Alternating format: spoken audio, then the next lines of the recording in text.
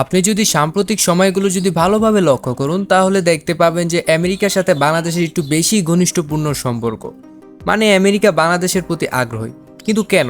দেখুন, আমি আপনাকে এখন একটা সত্যি কথা বলি, আমেরিকা হলো এমন একটা দেশ যে নিজ স্বার্থের জন্য অতীতে অনেক রাষ্ট্রকে নিজের বন্ধু বানিয়েছে। তার যখন স্বার্থ পূরণ হয়ে গিয়েছে তখন সে বাজে হালে আর কি ওই দেশটাকে ছেড়ে দিয়েছে। কিন্তু বাংলাদেশের সাথে যখন সে ঘনিষ্ঠপূর্ণ সম্পর্ক শুরু করে তখন তার মনোভাব একটু অন্যরকম ছিল, কারণ বাংলাদেশ এরম একটা এরিয়ার ভিত্তে আছে যার কারণে আমেরিকা যদি বাংলাদেশের সাথে সারা জীবন ঘনিষ্ঠপূর্ণ সম্পর্ক রাখতে চায় বা রাখে তাহলে তার কোনো ক্ষতি হবে না, উল্টো অনেক লাভ হবে। যুক্তরাষ্ট্রের বাংলাদেশের সাথে বন্ধুত্ব গড়ে তোলার পেছনে রয়েছে বেশ কয়েকটি কৌশলগত এবং অর্থনৈতিক কারণ। এই সম্পর্কের মাধ্যমে যুক্তরাষ্ট্র বিভিন্ন লাভ অর্জন করতে চায় বাংলাদেশ থেকে, যা তাদের আন্তর্জাতিক নীতির সাথে সংগতিপূর্ণ। দেখুন, বাংলাদেশ দক্ষিণ এশিয়ার একটি গুরুত্বপূর্ণ দেশ যা ভারত ও চীনের মধ্যে ভারসাম্য বজায় রাখতে সাহায্য করে। যুক্তরাষ্ট্রের জন্য এটি একটি কৌশলগত অংশীদার হিসেবে কাজ করে, বিশেষ করে যখন তারা ভারত ও চীনের প্রভাব মোকাবেলা করতে চায়। এছাড়াও যুক্তরাষ্ট্র বাংলাদেশকে একটি নিরাপত্তা ও অংশীদার হিসেবে দেখতে চায়। সাম্প্রতিক সময়ে তারা জোজামিয়া এবং SCSA নামে দুটি প্রতিরক্ষা চুক্তি স্বাক্ষরের পরিকল্পনা করছে, যা সামরিক সম্পর্ককে শক্তিশালী করবে এবং তথ্য শেয়ারিং ও প্রযুক্তিগত সহায়তা বৃদ্ধির সুযোগ করে দেবে। অর্থনৈতিক লাভ বাণিজ্যিক বাংলাদেশ যুক্তরাষ্ট্রের জন্য একটি গুরুত্বপূর্ণ বাজার। 2022 সাল মোতাবেক বাংলাদেশ থেকে যুক্তরাষ্ট্রের রপ্তানি প্রায় 11.53 বিলিয়ন ছিল, যা বেশিরভাগই পোশাক শিল্প থেকে এসেছে। এই বাণিজ্যিক সম্পর্ক যুক্তরাষ্ট্রের অর্থনৈতিক লাভজনক। ব্যাপারটা এমন হয়ে গেল না যে আমেরিকারও লাভ আবার বাংলাদেশেরও লাভ। বিনিয়োগের সুযোগ মার্কিন কোম্পানিগুলো বাংলাদেশে বিনিয়োগ করতে আগ্রহী, যা তাদের বাজার সম্প্রসারণে সহায়ক হবে।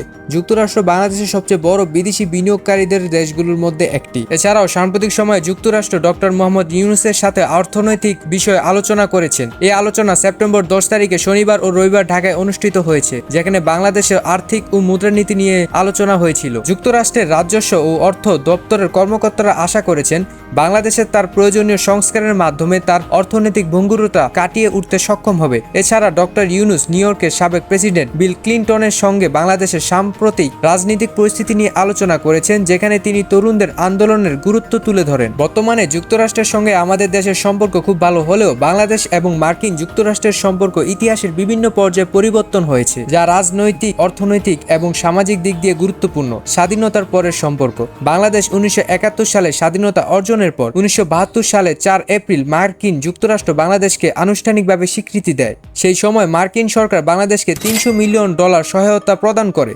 প্রাথমিক দিকে দুই দেশের মধ্যে সম্পর্ক কিছুটা শীতল ছিল, তবে 1970-এর দশকের শেষ দিকে বাংলাদেশ রাষ্ট্রপতি জিয়াউর রহমান মুক্তি বাজার নীতির কারণে সম্পর্ক উন্নত লাভ করে। সামরিক এবং কূটনৈতিক সহযোগিতা বাংলাদেশের সামরিক বাহিনী এবং মার্কিন যুক্তরাষ্ট্রের মধ্যে সহযোগিতা বৃদ্ধি পেয়েছে।